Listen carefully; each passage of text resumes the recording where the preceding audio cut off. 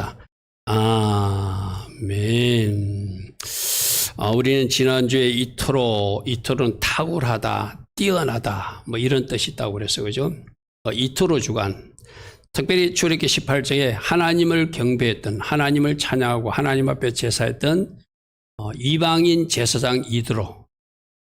이가 누구 후손이라고 그랬죠? 거두라, 아브라함의 후처 거두라 후손이었다. 그래서 그가 가진 지혜를 모세에게 제공하여서 10부장, 1000부장, 100부장 제도를 도입하기 위해서 이스라엘 국가 공동체가 세워지는 일에 이방인 이드로가 쓰임받았다. 오늘 우리들도 이 이드로의 역할처럼 이방인은 우리도 하나님을 찬양하고 하나님을 제사하고 또 저 이스라엘에게 돕는 역할을 해야 되고 저 나라가 바르게 세워지는 일에 우리가 기도로 물질로 뭔가 돕는 이치에 서 있다면 그 일을 우리 하나님이 기뻐하실 것이다. 18장 22절의 말씀 있습니까? 같이 예배하고 같이 떡을 나눠 먹는 그 아름다운 모습을 꿈꾸자. 그것이 우리들의 또 비전이기도 하다. 오늘 이스라엘 계신 그 목사님, 선교사님 가정에서 제게 편지가 왔어요. 전에는 카톡으로 왔는데 오늘은 편지로 왔는데 지금 여러 가지 코로나로 여러 가지 위중한 상태고 봉쇄 조치가 강화돼 가지고 활동에는 여러 가지 문제가 있지만 계속 기도해 달라. 지금 은밀하게 전도지를 나누어주고 있고 또 은밀하게 그 만나야 될 사람들 만나서 복음을 전하는 그런 기도 부탁의 편지가 오늘 도착했습니다. 여러분들도 계속 그 이스라엘 선교사님 가정을 위해서 기도해 주시고 또 그들이 만나는 그 선교사님 가정이 만나고 있는 그 할머니들, 그 자매님들, 그 가족들이 예수와 복음을 잘 받아들여서 천국 가는 백성 되게 해달라고. 그리고 그 모습들이 이스라엘의 씨앗들이 되게 해달라고. 계속 여러분들이 기도해 주시면 그게 바로 이드로 역할이죠. 그죠? 바로 이드로 역할입니다.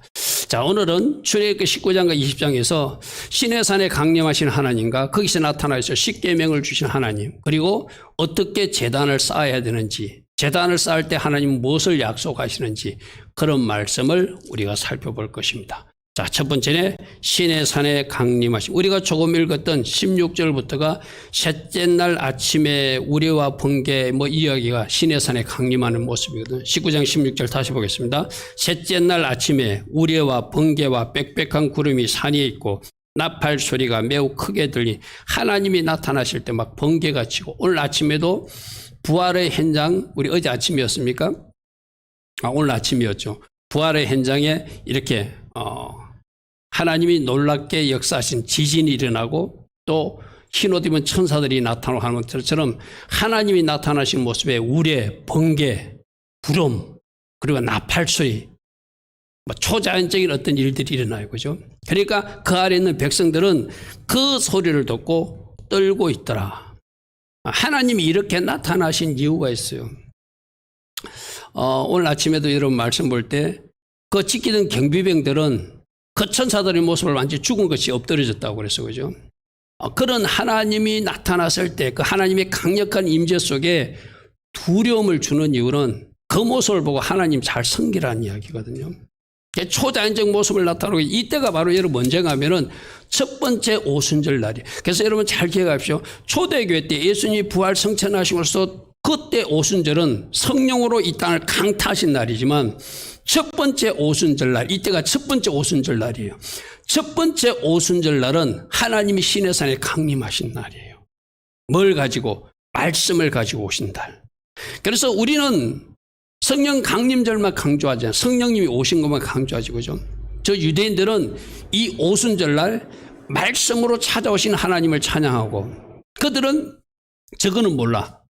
오순절 역사는 저들은 잘 인정하지 않으려고 그래요. 그죠? 그건 예수님 이후 역사니까. 근데 메시아닉 유대인들은 둘 다 알아요. 우리 교회도 둘 다 알아. 오순절 날은 어떤가? 모세 시대는 말씀으로 이 땅에 찾아오신 하나님이고 초대교회 때 예수님 이후는 성령으로 이 땅에 찾아오신 하나님이 오순절 역사예요. 그래서 지금 16절부터는 오순절에 일어났던 초자연적 형상들을 나타내 보이니까 백성들이 두려워 떨고 있는데 이 두려워 떨음이 어떻게 하나님을 잘 경외하라는 하나님의 사인이었다. 할렐루야 아멘.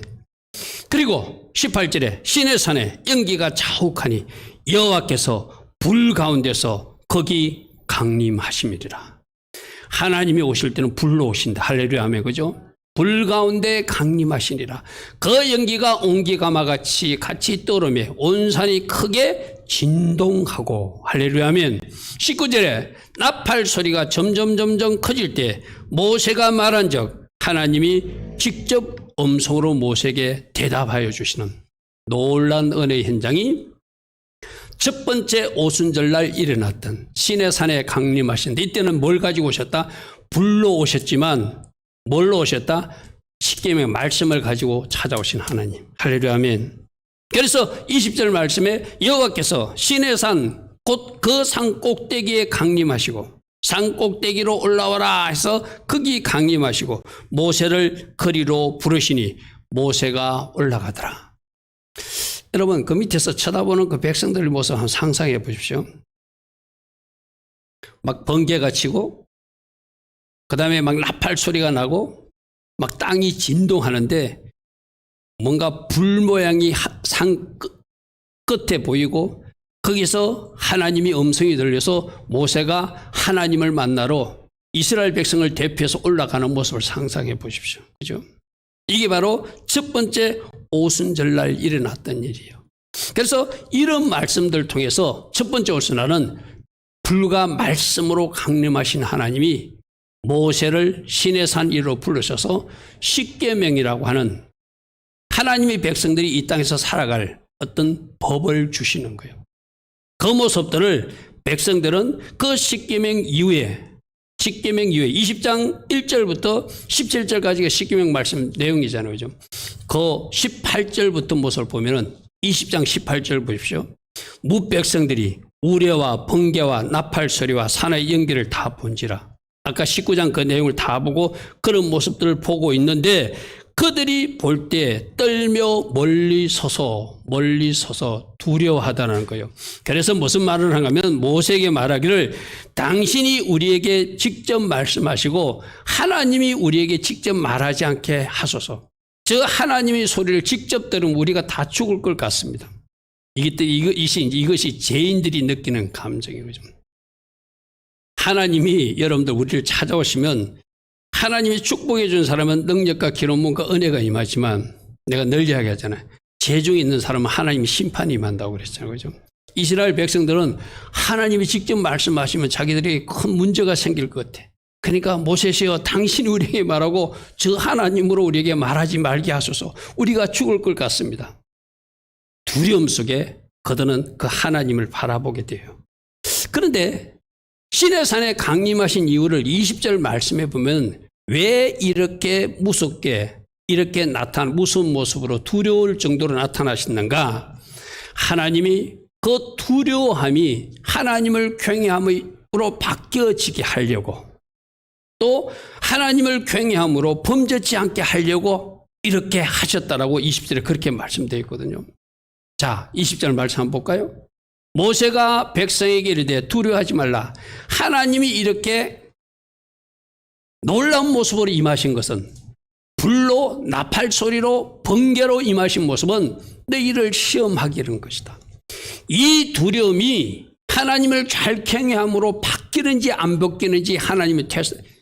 여러분, 제가 내일 아침에도 새벽에 설교하겠지만 미리 맛배기로 말씀드릴게요. 오늘 새벽에 말씀을 잘 들은 사람들은 그 천사의 모습을 보고 그들이 두려워 떨며 죽은 자 같이 되었다고 그랬어. 그죠? 근데 그 경비병들이 내일 아침에 말씀해 보면은 대제사장들과 장로들이 돈으로 매수하니까 그 영광의 현장을 본 그들이 그 돈을 주고 매수하는 저들이 거짓 증거에 쏘가 넘어가요. 제자들이 와서 시체를 훔쳐갔다고 해라. 그러니까 그들은 그 돈을 받고 그들이 거짓 노름에 쏘가나는 사람이 돼. 지금 하나님 말씀하신 게 바로 그거예요. 이런 하나님의 영광을 체험한 사람이, 하나님의 임재를 체험한 사람이, 그 앞에서 두려워 떨었던 사람이 그 산에 내려가서 또 세상 사람처럼 돈으로 매수당하고 뇌물이라 받고 부정한 자와 타협하는 그런 모습으로 사는지 안 사는지 내가 시험해 보기 위해서 지금 이 일을 한다는 거예요. 오늘 우리도 하나님의 임재를 체험해야 돼요. 하나님의 영광을 체험해야 돼요. 하나님의 기름 부음을 체험해야 돼요. 그건 체험하고 나서 뭐 하라는 거예요? 더 하나님을 잘 경외하며 섬기라고. 할렐루야, 아멘. 근데 그것을 체험하고도 세상에 내려가서 엉뚱한 모습을 사는 그 경비병들처럼 살면 그것이 바로 하나님이 테스트에 불합격한 거예요. 하나님이 영광을 보여주셨어요. 하나님이 강력한 임재하심을 보여주셨어요. 하나님이 불로 나타나심을 보여주셨어요. 그러면 이 불로 나타나신 하나님을 모세만 보지 않고 이스라엘 백성 모두에게 산 밑에 보게 한 것은 이제는 하나님을 잘 섬기라고 하나님이 보여주셨다는 거예요. 할렐루야, 아멘. 그럼 우리는 그 현장이 없었으니까 어떻게 해야 된다? 이와 관계없이 살아야 된다. 아니, 우리는 지금 말씀으로 그 현장을 보고 있잖아요. 할렐루야, 아멘. 말씀으로 그때 하나님이 어떻게 나타나신 걸 우리 지금 보고 있잖아요.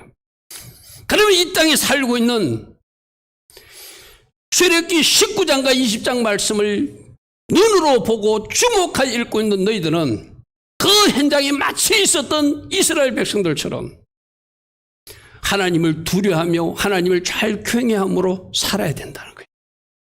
할렐루야, 아멘. 직접 경험은 아니지만 말씀을 통해서 우리를 경험하게 하시잖아요. 출애굽기 19장을 통해서 여러분 상상해 보십시오. 하나님의 막 불로 나타나시죠. 막 번개가 쳐, 나팔 소리가 울려, 하나님의 음성을 계속 들으면 죽을 것 같은 느낌이 들어. 그런 현장에 있었던 사람이라면 그 이후로 하나님을 잘 섬기라고. 하나님이 그래서 하나님을 경외하기 때문에 범죄의 길로 가지 않고 순종의 길로 가라고 하나님이 이 일을 이렇게 나타나셨다는 거예요.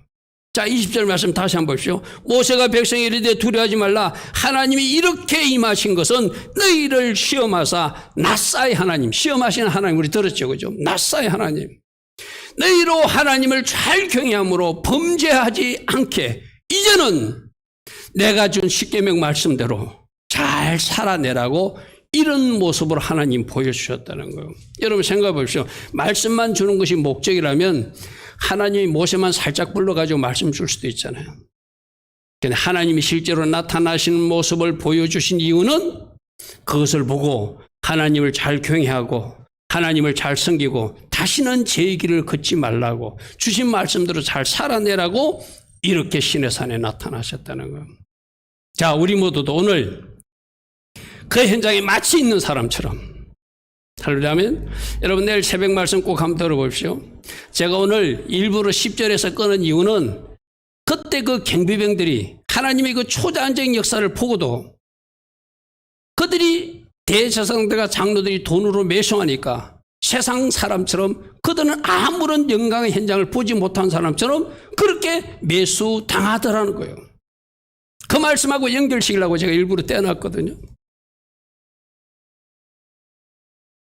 그것이 예루살렘에서 일어나는 부정한 일들이죠. 그런데 제자들은 갈릴리에서 만나자 해서 갈릴리 가가지고 주님, 부활 주님을 만나고 찬양하는 모습이 내일 새벽에 서로 대비하는 모습이에요. 영광을 했지 같이 보고 하나님이 하신 일을 같이 목도한 사람이, 한 사람은 세상으로 흘러가서 제 길로 가고 한 사람들은 그래도 부활하신 주님을 경배하여서 주님이 명하시는 사명을 감당해서 새롭게 결단하는 모습이 대비되는 모습이 내일 새벽 말씀이에요. 내일 새벽에 말씀을 들으면서 이 출애굽기 20장 20절 말씀과 서로 묵상하면서 하나님이 영광을 보여주신 이유는, 하나님이 강력하게 나타나신 이유는 하나님 잘 섬겨서 범죄의 길로 가지 않고 그렇게 살아내려고 시험하시려고 하나님이 그렇게 나타나 주신다. 할렐루야, 아멘. 이 시내산에 나타나신 하나님, 여러분들 늘 묵상하시고, 이게 언제 일어난 일이라고요? 하나님이 시간표 첫 번째 오순절날 일어난 일이다. 불과 말씀으로 찾아오시고, 할렐루야, 아멘. 나중에 초대교회 때는 불과 성령으로 찾아오신, 할렐루야, 아멘. 그래서 말씀과 성령으로 찾아오신 사건이 오순절 사건이다. 자, 그래서 오셔서 뭘 주시는가? 십계명이라고 하는 하나님이 거룩한 말씀을 주세요. 시내산 언약을 맺습니다. 제가 언젠가도 이야기했습니다. 이 시내산에서 언약을 맺는 것은 마치 결혼식 장면과도 같다. 신랑은 누구시다? 하나님이시고 그 백성들을 신부로 맞이하기 위해서 너희들은 이런 삶을 살아내야 된다. 신부가 살아내야 될 조건, 신부가 앞으로 하나님과 결혼 생활을 잘 지속하기 위해서 지켜야 될 약속, 그것을 십계명이라고 하는 계명으로 주셨다. 할렐루야 하면 여러분들 결혼식 할 때 신랑도 서약하고 신부도 서약하면서 요즘은 자기가 나는 남편을 이렇게 섬기겠습니다. 신랑은 또 이렇게 섬기겠습니다 하는 거 있죠. 그죠? 이 신부의 혼인 서약이라고 생각하면 돼요. 내가 하나님의 신부로서 이렇게 살겠습니다 하면서 신랑이 요구하는 것을 우리가 고백하는 내용이 십계명이라고 생각해야 돼요. 그래서 신랑 말고 다른 신 섬기지 않겠습니다. 내가 신랑을 존중하고 신랑과의 시간 안식일을 잘 지킬 것입니다. 신랑의 자녀들, 그 부모님도 신랑의 자녀고 그 이웃들을 내가 사랑으로 잘 섬길 것입니다. 바로 그것이 오늘날로 봐도 내가 시댁 식구들을 잘 섬길 것입니다 하는 내용하고 똑같아. 비슷한 거예요. 자, 그래서 문자로 표현하면 저런 겁니다. 아까 첫 번째 오순절이 시반월 6일날 시내산에 강림하신 하나님이 이스라엘과 결혼하면서 결혼 서약서를 받는 모습인데, 시내산 언약은 하나님과 이스라엘 백성의 결혼식 언약과 같은 것이다. 그래서 시내산에서 혼인 언약을 맺고 그 말씀으로 너희들은 이렇게 신부로서 살아다오라고 주신 말씀이 십계명이라는 거예요. 그래서 십계명은 하나님과 우리 신랑과 신부는 결혼하면서 한 몸 되는 거잖아요. 그죠? 하나님과 이스라엘 백성도 하나 되기 위해서 지켜야 될 원리를 주셨는데 그 원리가 십계명이라는 거예요. 그래서 하나님과 이스라엘 백성이 하나 되어서 하나님에 대한 그 신랑에 대한 사랑과 책임을 내가 어떻게 할 것을 약속하는 것, 그것이 바로 십계명 내용이라는 것이죠. 그래서 그것을 다른 말로 하면 하나님을 내가 잘 사랑할 것이고 하나님이 주신 그 이웃들도 내가 잘 사랑으로 섬기겠다고 하는 것이 십계명의 내용입니다. 10가지는 10이라는 숫자는 온전하다 이런 뜻도 있거든요. 10가지, 왜 10가지인가? 이 10가지는 온전한 하나님이 우리에게 주신 계명이다. 그래서 하나님 사랑 4가지, 이웃 사랑 6가지를 잘 실천하여서 그렇게 실천한 사람들이 주님과 진짜로 한 몸, 하나 되어서 할렐루야 하면, 그래서 주님과 하나 되기 위해서 아들 예수께 내가 다바르가 뭐라고 그랬죠? 아들 예수께 문을 열어서 종속되는 것이 다바르라고 했죠. 그죠? 결국 십계명은 주님과 한 몸 되기 위해서 주님께 문을 열어주고 주님께 종속시키는 말씀들이 십계명 내용들이다. 그래서 우리가 십계명 내용들을 하나님은 과연 누구시고 그 하나님과 혼인 언약을 하는 당사자는 누구이며 그 혼인 언약을 하는 그 백성들이 하나님 무엇을 요구하시는지 그것을 돌판에 새겨서 기록으로 주셨는데 우리들은 어디에 새게 되죠? 마음판에 새겨서 그 하나님 사랑과 이웃 사랑을 잘 실천하고 살아내는 사람이 주님의 신부로서 혼인 서약을 지키고 살아가는 사람들이다. 우리 이런 것들 있잖아요. 요즘 보니까 뭐 신랑 신부들이 혼인서약을 자기가 쓰더라고. 나는 신랑을 이렇게 모시겠습니다, 이렇게 사랑하겠습니다 쓰잖아요. 그죠? 그건 이제 나중에 10년쯤 지나가지고 그대로 잘 지키는지 점검해 봐야 되잖아, 스스로. 그죠? 바로 이 말씀 그거예요. 우리들도 주님의 신부로서 이렇게 살겠습니다가 약속하는 서약서 같은 거예요. 하나님이 이런 서약서를 받기를 원하셔요. 하나님 외에 다른 것을 사랑하지 않기를 원하셔요. 하나님과의 시간 안식일을 잘 지키기를 원하셔. 할렐루야 하면 하나님 주신 부모를 잘 공경하기를 원하셔. 하나님 주신 이웃들도 사랑함으로 그들의 물건을 도둑질하기를 않기를 원하셔. 그것이 다 연결된 말씀이거든요. 그래서 우리가 십계명을 하나씩 오늘 좀 살펴볼 것입니다. 자, 첫 계명이, 자, 말씀을 좀 보십시오. 우리는 여러분 성경책 맨 뒤에 있습니까? 십계명 내용이. 그거 한번 보십시오.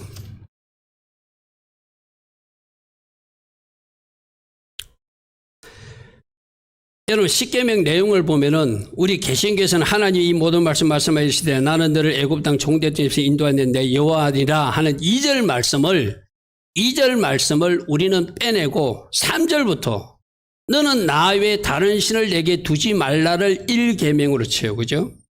그죠? 내가 지금 2절, 3절부터 저 앞에 표현을 절해놨지만, 근데 유대인들은 저 2절을 1계명으로 쳐요. 우리는 2절은 계명 속에 잡아놓지 않아. 이걸 여러분 잘 비교해 보십시오. 저는 유대인들이 나는 내 하나님 여호와니라 이걸 제1의 계명으로 여기는 것, 난 이것이 어쩌면 더 옳다고 생각해요. 내가 하나님이다. 내가 네 신부다. 신랑이다. 이걸 유대인들은 제1계명으로 쳐요. 그런데 우리는 2절은 계명 속에 잡아넣지 않고 3절부터를 제1계명으로 치거든요. 제가 일부러 2절과 3절을 제1계명에 같이 포함시켜서 읽으라고. 왜? 유대인들이 여기는 제1계명을 우리는 제외시키고 너는 나 외에 다른 신들을 내게 두지 말라. 이 말씀부터 1계명을 시작해요. 그죠?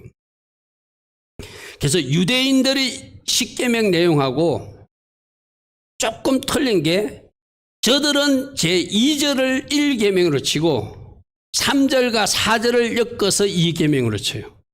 우리는 3절을 1계명으로 치고 4절 이하를 2계명으로 치죠. 3계명부터는 똑같아. 하나님의 망령되이 일컫지 말라. 그건 똑같아.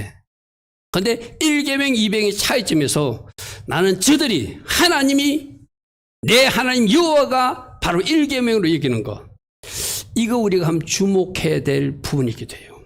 말 나온 집에 하나 더. 여러분 그 표를 여러분 성경책 몇 대에 보면은 저 가톨릭은 우상을 섬기잖아요. 그죠? 우상을 섬기니까 우상 섬김에 대한 그 말씀은 그들은 제2계명을 없애버렸어. 저들은 왜 마리아 숭배하잖아요. 그럼 숫자가 10개가 안 되잖아요. 그죠? 그러니까 저 가톨릭은 제10계명을 2개로 나누어 버려.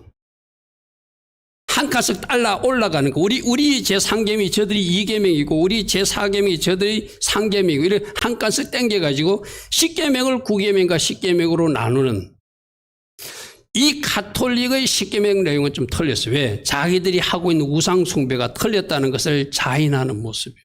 그래서 너를 위해 새긴 우상을 만들지 말라 이걸 빼버렸어. 말씀에서 제하해버리면 안 되죠. 그죠? 그걸 참고. 자, 유대인의 계명과 우리 10계명과 가톨릭의 10계명이 조금씩 차이점이 있다.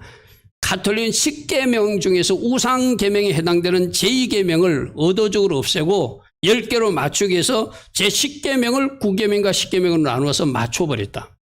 유대인들은 우리가 하지 않는 저 2절 나는 내 하나님 여호와니라 저것을 제1계명으로 하고 3절과 4절을 엎쳐서 2계명으로 하는 그런 특별한 모습을 보여주고 있는데 유대인들이 분류를 우리는 주목해 볼 필요가 있다.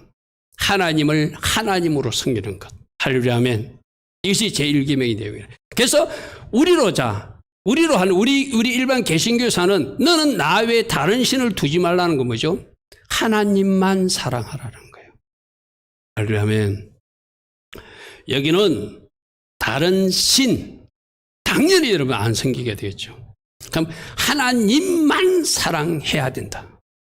하나님 말고 많은 사람들이 제가 인도 가보니까 그는 막 다 신을 숨겨. 여러 신들을 숨겨. 하나님도 숨기고 예수님도 숨기고 자기들 신도 숨기고 무슨 숨기고. 그래서 그 집에서도 우리를 초청한 이유가 자기들이 믿는 신 중에 한 신을 믿는 그 목사들이기 때문에 우리를 섬겨주는 거야. 자기 부인은 예수님을 믿는 사람이 자기 남편은 다 신교 중에 하나로 우리를 섬겨주었어. 나중에 보니까 알고 보니까 그 사람이 예수 믿는 사람이라 우리를 대접한 것이 아니라 여러 신 중에 한 분이 하나님이고 예수님을 믿고 우리를 대접하는 걸 우리가 알게 됐다는 거예요. 하나님이 그렇게 하면 안 된다는 거예요. 다른 신들을 절대 섬기지 말고 하나님이 유일한 신이니 내가 네 하나님 유일한 하나님이니 나 하나님만 섬겨라. 할렐루야 아멘. 이것을 우리가 첫 번째로 꼭 붙들어야 되고, 자, 두 번째는 우상 만들지 말라는 것은 다른 신들에게 눈길을 주지 말고 내가 질투하는 하나님을 기억하라는 것이 핵심이에요. 하나님이 뭐 하신다? 질투하신 하나님. 하나님 말고 다른 것을 만들고 다른 것을 섬겨서 그것을 좋아라 하면 여러분 뒤에도 말씀이 나오거든요.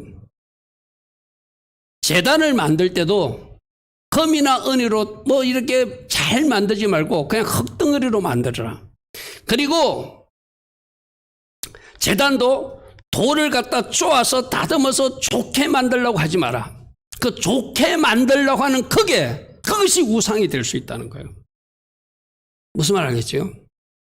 교회 건물로 치면은 교회 건물 잘 지으려고 하지 마라, 그 말도 돼요. 그것이 또 다른 자랑과 우상이 될 수 있다는 거예요. 할렐루야, 아멘. 그래서 우상 만들지 말라. 왜? 하나님은 질투하는 하나님이시다. 자, 4절부터 우리 말씀 볼게요. 너를 위하여 새긴 우상을 만들지 마라. 만들지 마라. 어떤 것도 만들지 마라.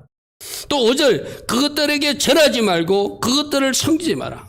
근데 가톨릭에서는 막 그런 거 만들었고 그 앞에서 절하고 이러잖아요. 그죠? 특별히 마리아 숭배가 빠졌잖아요. 그렇게 하고 있잖아요. 근데 우리 하나님 뭐라고 하냐면, 나 내 하나님 여호와는 뭐 하는 하나님이죠? 질투하는 하나님을 기억하라. 싫은 거는 싫다고 말씀하시는 하나님이라는 거예요. 너희들 그러면 안 된다는 거예요. 자, 우리는 이제 신은 섬기지 않습니다. 다른 것은 어쩌면은 안 하는 사람이라고 우리는 생각할 수 있어. 근데 여러분들이 누가 우상이 될 수 있다고 그랬죠? 내 자신 우상이 될 수 있다. 내가 하나님보다 나를 더 좋아하면, 하나님보다 나를 더 높은 위치에 놓으면, 하나님보다 내가 좋아하는 어떤 물건이나 자녀를 더 높은 위치이면 하나님 그것도 싫어하신다는 거예요. 하나님을 가장 최고 위치에 놓으라.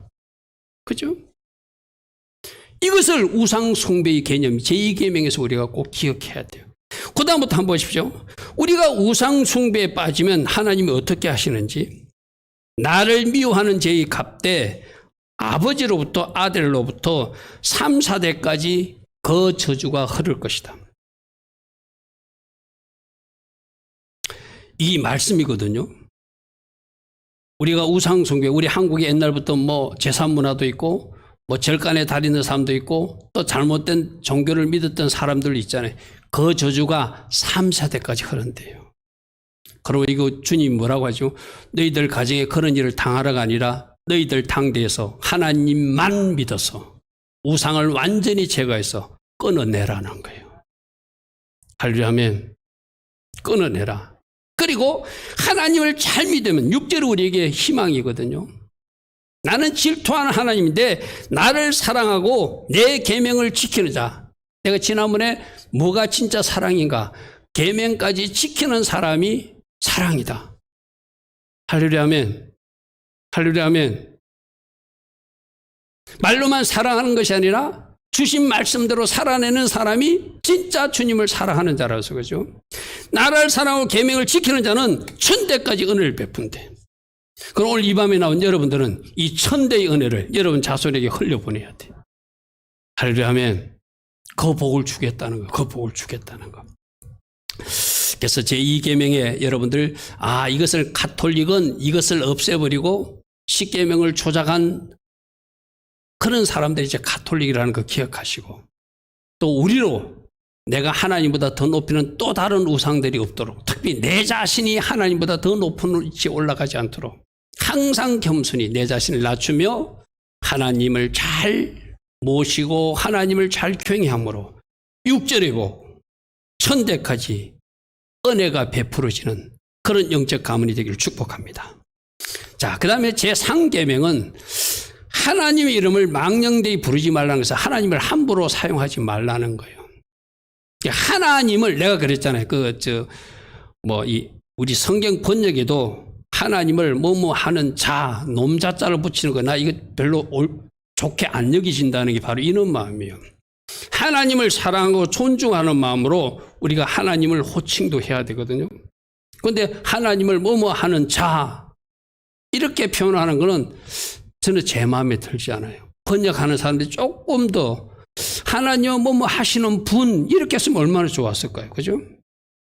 하나님의 이름을 함부로 사용하지 마라. 망령되이 부르지 말라. 여호와는 그 이름을 망령되이 부르는 자를 죄 없다 하지 아니하리라 했거든요. 그게 여러분들 우리 하나님의 이름이, 그래서 저 이스라엘 백성들은 여호와라는 이름도 함부로 쓰지 않는다고 그랬죠. 어떻게 부른다고요? 요대이 바보에 이렇게 부르는 거예요. 함부로 자기들이 잘못 이름을 사용할까 봐. 유대인들이 뭐 잘못하는 것도 있고 하지만 진짜 우리가 존중해주고 저들이 하는 걸 닮아야 될 것도 많아요. 하나님을 함부로 부르지 않겠다고 그들은 그냥 히브리어 철자로 요데이 바브헤이로 야훼를 불러요. 그런 모습들은 배워야 돼, 그죠? 여러분들은 혹시라도 여러분 입속에 예수님이나 하나님 이름을 혹시 여러분 가정은 그렇지 않겠지만 뭐 부부싸움 한다든지 뭐 할 때 뭐 하나님이 뭐 한다더나 뭐 이렇게 말할 수도 있겠죠. 그런 것도 조심해야 되겠죠, 그죠? 그래서 하나님 이름을 함부로 사용하지 말고 사랑하고 존중하는 마음으로 항상 그 호칭에 조심해라. 할렐루야 아멘. 그 다음에 이제 네 번째 규정이 안식일 이야기인데, 지금이 바로 사바세 시간. 여러분들이 오늘도 이 시간 하나님 앞에 나와 예배하는 이유는 이 말이에요. 안식일은 네 시간이 아니고 내 시간이다. 하나님의 시간을 존중해 달라 이 말이에요. 그리고 하나님의 시간은 하나님의 시간만 아니라 나와 너만의 시간이라는 거예요. 우리 여러분 부부로 생각할게요. 만약 우리 이상근 집사님, 한영비 집사님이 연애할 때라 약속을 했어. 어느 시간을 탁 약속했는데 이상근 집사님이 그거 몇 달 전부터 약속했어. 이날을. 근데 이상근 집사님이 다른 이유가 생겨가지고 그 약속을 못 지켜. 그럼 한영미 집사님이 굉장히 섭섭하겠죠. 바로 안식일은 그런 시간하고 똑같아. 하나님과 만나기로 약속된 시간이 안식의 시간이에요. 오늘 이 시간이. 근데 여러분들이 이 시간을 하나님 앞에 사용하지 않고 혹여라도 TV 앞에서 친구들하고 다른 시간을 사용할 때 너 나와의 약속의 시간을 존중하지 않는구나 하고 우리 하나님이 섭섭하게 여기는 시간이 안식일 시간이라는 거예요. 아멘. 다시 한 번 더 이 안식일의 시간을 여러분들에게 강조합니다. 안식일을 거룩하게 지키라는 것은 네하고 나하고 약속한 시간이 있는데 그 약속한 시간은 나의 시간이기도 하고 너의 시간이니까 이 시간은 꼭 지켜줘야 된다는 거예요. 할렐루야 아멘. 할렐루야 아멘. 이것이 바로 십계명 중에 나와 있는 시간이에요. 우리 말씀을 읽어볼게요. 안식일을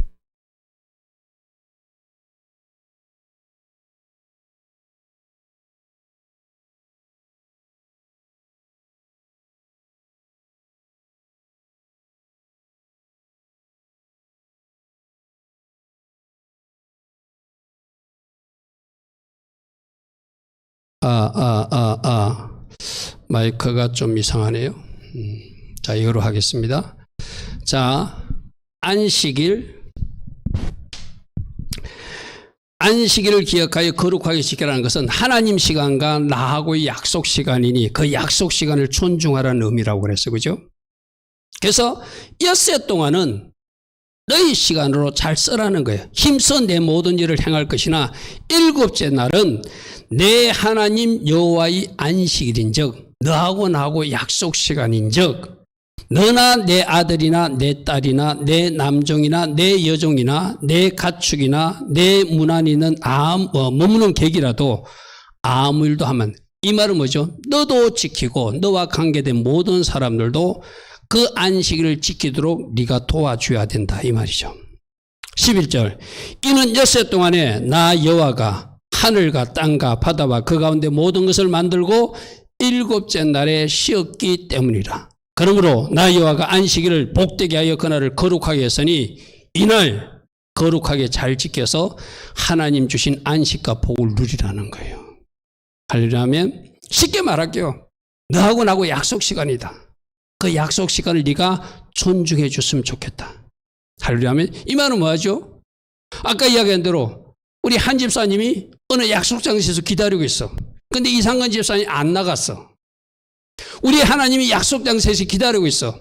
근데 우리가 안 나갔어. 그것이 바로 안식일을 지키지 않는 의미하고 똑같아요. 항상 거꾸로 생각해 보면은 하나님이 섭섭함을 우리가 이해할 수 있겠죠. 하나님은 그 장소에서 기다리고 있다는 거. 오늘 여러분들이 여기에서 나와서 하나님 앞에 예배하기를 기다리고 있다는 거예요. 그런데 우리가 이 약속을 지키지 않고 우리가 마음대로 시간을 사용한다면 우리 하나님이 매우 섭섭하게 여기신다는 거예요. 그러면 이 안식일 시간, 안식일은 뭐 하는 거라고 했죠? 하나님 앞에 나와서 잠시 멈추면, 하나님하고 시간을 가지면 하나님이 가져오신 뭔가를 우리에게 부어주는 시간이에요. 하려면 우리 말씀 들었죠? 내가 멈추면 하늘에서 부어주는 것이 있다. 내가 멈추면 하나님이 일하심이 있다. 그게 바로 샤바의 시간, 안식의 시간이라는 거예요. 할렐루야면. 자, 다섯 번째, 부모님 공경하는 것. 이 공경이라는 단어는 하나님께 쓰는 단어인데 하나님께 하듯 이 땅에 주신 부모에게 순종하고 공경하라는 거예요. 여러분 이걸 말씀으로 받아야 됩니다. 아까 1계명부터 4계명까지는 하나님 사랑이니까 이 하나님께 내가 잘하면 되겠구나라고 스스로 생각하다가 5계명부터는 사랑계명이니까 내가 이거는 조금 속을 해도 되겠구나 생각하는 사람은 그것을 떠도곤치야 돼. 이것까지 5계명부터 10계명도 하나님하고 약속한 혼인 서약서 중에 들어가 있는 내용 중이다. 그죠? 자, 내 부모를 공경하라 12절. 그리하면 내 하나님 여호와가 내게 준 땅에서 내 생명이 길게 될 것이다. 장수와 건강의 복을 하나님 주시겠대요. 그죠? 그러니까 여러분들 이제 우리 청년들이나 우리 아이들도 진짜 부모님한테 잘하십시오. 어른들이 하는 후회가 뭐죠? 그때 잘할 걸. 지금도 그렇잖아요. 우리들도 부모님이 이미 고인이 되고 나면은 참 잘해드리지 못한 아쉬움이 남는 사람들이 어른들이 마음이잖아요. 그러니까 여러분 곁에는 지금 부모님이 계신 사람들이죠. 젊은 사람들은. 계실 때 어떻게 하라는 거예요? 하나님 말씀대로 그 부모님을 잘 내가 공경하고 잘 섬기면 그에 합당한 복을 하나님이 주신다는 거예요. 할렐루야면. 자, 그 다음에 6계명. 살인하지 말라. 네 생명이 귀한 것처럼 다른 사람 생명도 귀하다. 항상 거꾸로 생각해 보면 돼요. 자기 생명은 모두 다 소중하게 여기잖아요. 그러면 다른 사람도 그 생명은 귀한 것이다. 근데 우리 주님은 이 살인의 계명을 마태복음에서 뭐라고 했죠? 다른 사람을 미워하는 것, 그것도 안 된다고 그랬어요. 그죠? 맞습니까? 여러분, 우리가 지금 예수님의 가르침이 구약의 가르침보다 더 강화된 가르침이지 약화된 가르침이 아니거든요. 구약에는 살인만 안 하면 됐어. 근데 신약의 가르침은 마태복음 5장에서 뭐라고 했죠? 미워하는 것까지 안 된다고 그랬어. 그죠?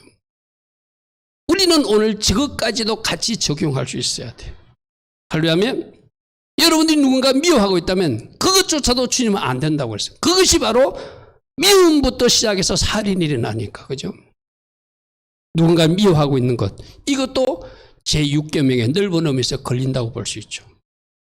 즉 간음하지 말라도 마찬가지죠. 하나님 허락하신 그 남편과 그 아내만 사랑하라는 가정 내에서 그 사랑을 하나님 주신 그 사랑을 서로 나누라는 의미인데 저기 바깥으로 흘러가면 안 된다는 거예요. 그런데 우리 마태복음에서는 우리 주님은 저 간음의 의미를 또 뭐라고 했죠? 눈으로 보는 것까지, 생각하는 것까지. 그죠? 영역을 더 확장해가지고 우리 하나님은 그 간음의 범죄를 말하고 있어요. 특별히 여기에는 또 하나 더 보탤 거는 실제적 행동으로 가지 않고 마음으로 생각으로 하는 것도 간음이지만 특별히 영적인 간음. 우리 하나님 말고 다른 것을 또 좋아하거나 사랑하면은 그것도 우리 하나님이 기뻐하지 않는 거예요. 그죠? 그런 것까지도 이 10계명 말씀에서 우리 같이 묵상하시기 바랍니다. 자, 도둑질 하지 말라. 당연하죠. 내 것을 누군가 존중해 주기를 원하듯이 나도 다른 사람 것을 존중해 줘야 되잖아요. 그런데 다른 사람 것을 내 것으로 여기는 사람이 뭐죠? 강도들이나 도둑들이나 그렇게 하잖아요. 그러니까 내가 남의 것을 탐하거나 남의 그 소유를 인정하지 않고 그것을 내 것처럼 여기려고 하는 잘못된 마음이 있다면 그 사람이 바로 강도고 그 사람이 바로 도둑질하는 사람이죠. 그죠? 그래서 여러분이 직장 생활할 때도 저런 말씀 하나도 이거는 회사 것. 회사 물건을 아무런 생각 없이 내 물건인 것처럼 잘못 사용하는 사람들 있을 수 있잖아요. 그죠? 회사 것은 회사 것, 교회 것은 교회 것, 옆집 것은 옆집 것, 내 것은 내 것. 그것이 하나님 주신 그 물질을 바르게 구분하고 사용하는 방법이죠. 그죠? 우리가 아무런 생각 없이 나머지 물건을 계속 쓰는 사람도 있어요. 회사 물건을 가져와서 계속 쓰는 사람도 있어요. 저는 그 하나를 생각하면 그것조차도 도둑질 하는 것이구나. 우리 믿는 사람들은 세상 사람과 좀 달라야 되거든요. 하나님 주신 말씀을 깊이 묵상하면 이거 하나님 기뻐하지 않아. 원위치로 갖다 놔야 돼. 제가 언젠가 우리 교회에서도 한번 속건제 설명하면서 교회 물건을 혹시 아무 생각 없이 집에 가져간 사람, 그것이 우산 한 개일지라도 제자리에 갖다 놓는 것을 하나님 기뻐하신다. 제가 그런 말 한 적이 있죠. 그죠? 내가 도둑질 하려고 한 건 아니야. 악의를 가지고 한 건 아니지만 제자리에 놓아두는 것. 내 것이 아닌 것을 내 것처럼 여기는 것. 그 옳은 태도가 아니란 거예요. 그죠?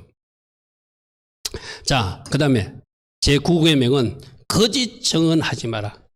거짓말로 누군가에게 손해가 되도록 그런 일을 하지 말고 우리 하나님의 자녀들이라면 차라리 그 사람에게 덕이 되는 칭찬과 격려와 축복의 말을 하는 것이 이 9계명을 적극적으로 오히려 잘 지키는 사람이겠죠.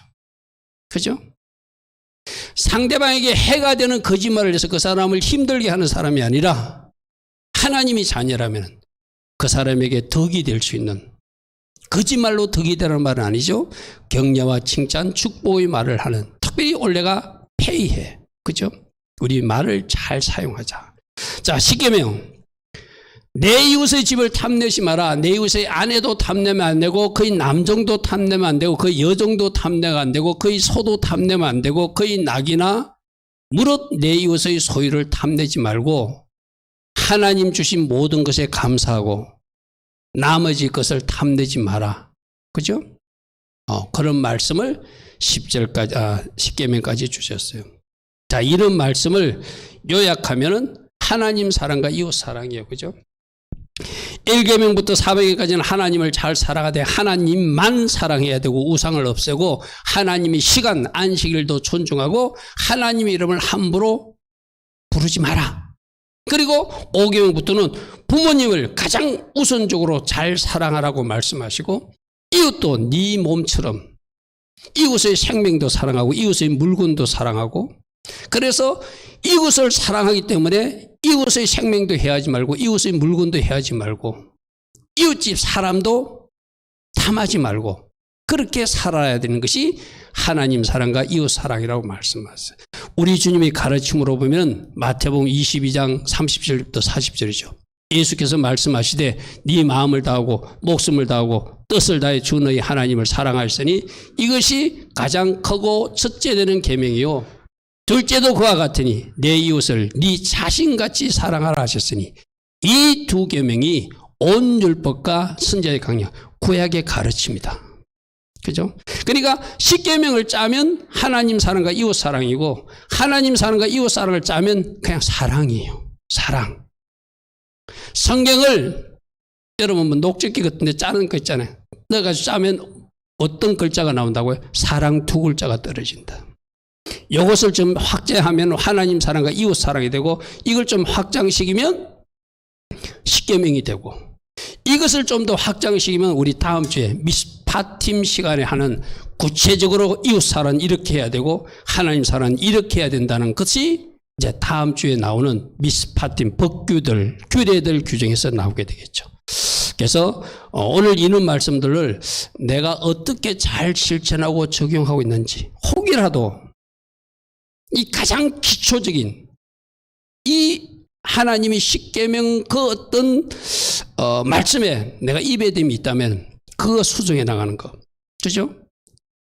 제일 우리가 걸리기 쉬운 게 우상숭배, 나를 우상화하는 것, 하나님보다 더 높이는 것, 하나님만 사랑해야 되는데 다른 것 사랑하는 것, 또 하나님의 시간, 안식일 존중해야 되는데 그러지 못하는 것, 또 혹이라도 다른 사람 물건을 내 것처럼 여기고 그렇게 사용하는 오류가 있다면 그런 거 하나하나 버려나가는 것이 바로 말씀으로 돌아와서 하나님 자녀답게 살아내는 모습이겠죠. 주신 말씀을 내가 한번 비춰보는 거예요. 오늘 이 10계명 중에서 내가 고쳐야 될 것은 무엇인가? 그것을 고쳐 나갔을 때 여러분들이 하나님의 자녀로서 하나님의 신부로서 주님과 에하드 되는 하나 되는 그 비밀로 진입하는 사람이겠죠. 자, 다음은 제단 쌓는 이야기를 하고 있는데 저 말씀에도 우리가 좀 주목해 볼 모습이 있습니다. 24절에 보니까 토단으로 흙으로 제단을 쌓으래. 그의 내 양과 서로 내 번제와 화목제를 드리라. 내가 내 이름을 기념하게 하는 모든 곳에서 너에게 임하여 복을 줄 것이다. 이 말은 예배 잘 드리면, 오늘날로 말하면은 예배 잘 드리면 그 예배하는 장소에 내가 임하여 복을 주겠다는 거예요. 오늘도 여러분들이 하나님께서 정하신 장소, 이 예배 처소에 나와서 하나님이 여러분들이 예배하고 있으니 오늘 부어지는 복이 있을 줄 믿습니다. 아멘. 내게 토단을 쌓고 그의 내 양과 서로 내 번제와 화목제를 드리라. 내가 내 이름으로 기념하는 모든 곳에서 너에게 임하여 복을 주리라. 예배하는 하나님의 자녀들에게 하나님이 주시는 특별한 복이 있다는 거예요. 그런데 이 토단을 쌓는 것을 무슨 의미로 보냐면은 25절부터 먼저 읽을게요. 네가 내게 돌로 제단을 쌓거든 그 돌을 다듬지 말래요. 다듬은 돌로 쌓지 말고 있는 돌 그대로 하래. 네가 정으로 그것을 쪼개내면 정으로 쪼는 그 즉시 그 돌이 부정하게 된대요. 이게 영적인 의미가 무엇인가? 왜 하나님은 이렇게 말하는가? 제가 설명을 다음 페이지에 해놨습니다. 토단으로 쌓으라는 것은 잘 만든 제단조차도 또 다른 우상이 될 수 있기 때문에 그냥 흙으로 제단을 쌓으라는 이야기예요. 무슨 말인지 알겠죠?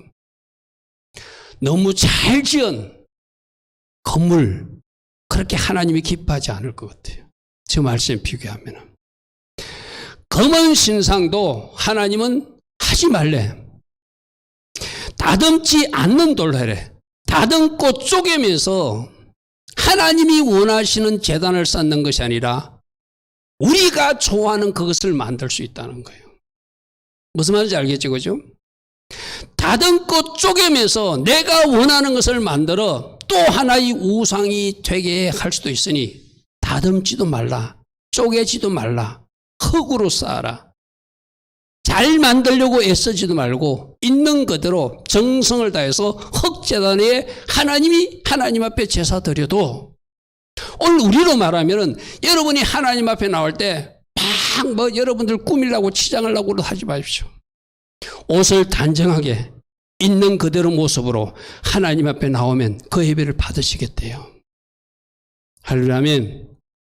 그리고 쪼개지 않는다는 것은 저 파이는 주님이 주신 그 반석 위에서 예배하라. 그 반석이 누구예요?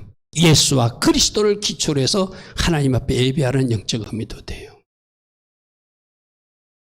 우리 하나님이 이 십계명 뒤에 하시는 말씀이 토단을 쌓아서 예배하면은 제사하면 그곳에 와서 내가 복을 줄 것인데, 그 토단, 제단 만든다고 신경 쓰고 그것이 또 다른 우상이 되고 그것 때문에 또 네 생각이 들어가서 그것이 또 다른 우상화 할까봐. 여러분 보시오. 우리 하나님이 왜 모세의 시체를 없애버렸을까요? 없애지 않았으면은 그곳에 가서 절하고 난리 날 거예요, 이스라엘 백성들.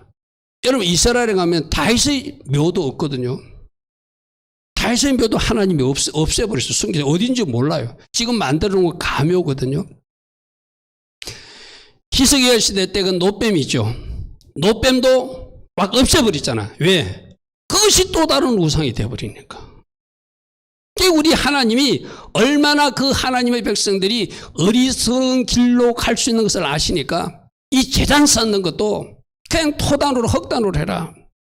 이거 다듬고 쪼개어서 너희들이 원하는 것 만들어서 또 다른 우상을 만들지 말고 있는 그대로로 제단을 쌓아라. 할렐루야. 오늘 우리 하나님이 어떤 예배를 받기를 원하시는지 알 수 있죠. 그죠? 여러분 마음을 다하고 정성을 다한 예배를 받기를 원하시지 다른 거 치장하는 거 원하지 않는다. 할렐루야. 다른 거로 뭐 화스럽게 하는 거 하나님 기뻐하지 않는다는 거예요.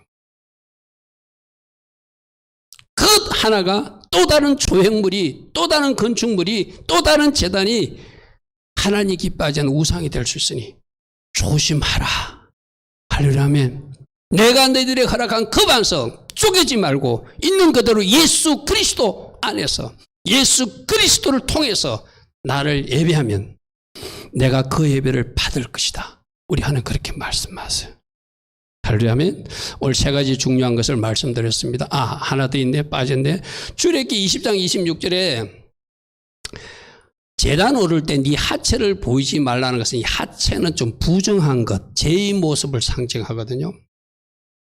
그래서 구약의 제사장들도 그 쏙바지를 입고 몸을 가리는 그런 모습들이요.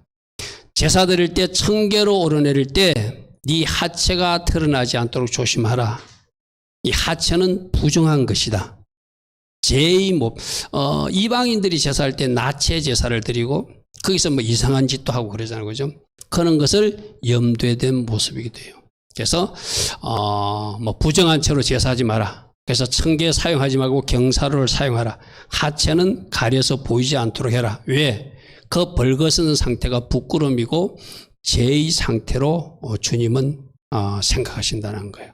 자, 그래서 내게 토단을 쌓고 그 위에 내 양과 서로 내 번제와 화목제를 드리면 내가 내 이름을 기념하는 모든 곳에서 너에게 임하여 복을 준다는 것은 하나님 앞에 정성과 마음을 다한 예배를 하는 그곳에 예배의 복을 주시겠대요. 나 오늘 저녁에 사바세 시간에 하나님과의 약속의 시간을 지키고 하나님 앞에 나와 예배한 여러분에도 오늘 해당되는 복이 부어진 줄 믿습니다. 할렐루야 아멘. 그리고 우리가 예배 마치고 잠시 오늘 기도하는 시간을 가질 거거든요.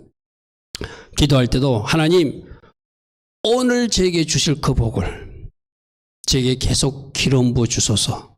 그런 기도를 하면서 오늘 우리 기도의 시간 할 때 같이 연결해 주시기 바랍니다. 자, 말씀 세 가지로 요약합니다. 자, 시내 산에 우리 하나님이 강림하셨는데 이것은 첫 번째 오순절 사건이다. 불과 말씀으로 찾아오신 하나님. 여기서 십계명을 주시는데 하나님이 신랑 되시고 그 신부들에게 결혼 서약으로 너희들이 이렇게 약속해달라 하는 것이 오늘날 우리에게 주신 십계명의 내용이다. 요약하면 하나님 사랑과 이웃 사랑이고, 그죠? 하나님을 어떻게 사랑해야 되고 이웃은 어떻게 사랑하는지 10가지를 우리에게 말씀해 주셨고, 저기에 대한 하보적인 내용들은, 또 구체적인 내용들은 우리가 다음 주에 살펴보는 법규들 미스파팀 시간에 또 나와요. 그러나 그 앞에 오늘날 우리나라로 말하는 헌법에 해당되는 가장 중요한 법조문이 바로 십계명 내용이다. 그죠? 그리고 제단을 쌓을 때 다듬지도 말고 잘 만들지도 말고 있는 그대로 너희들이 그곳에 번제물과 화목제물을 올려드리면 내가 그곳에 임하여 복을 주겠다. 오늘 우리에게도 하나님 앞에 나와 정성을 다한 예배드리는 그 한 사람 한 사람에게 그에 합당한 복을 주시겠다고 약속하십니다. 할렐루야 아멘. 그래서 주신 말씀 잘 살아내고 하나님을 잘 예배함으로 하늘에서 부어지는 복을 계속 이어받아 나가는 우리 모두 되기를 축복합니다. 할렐루야 아멘.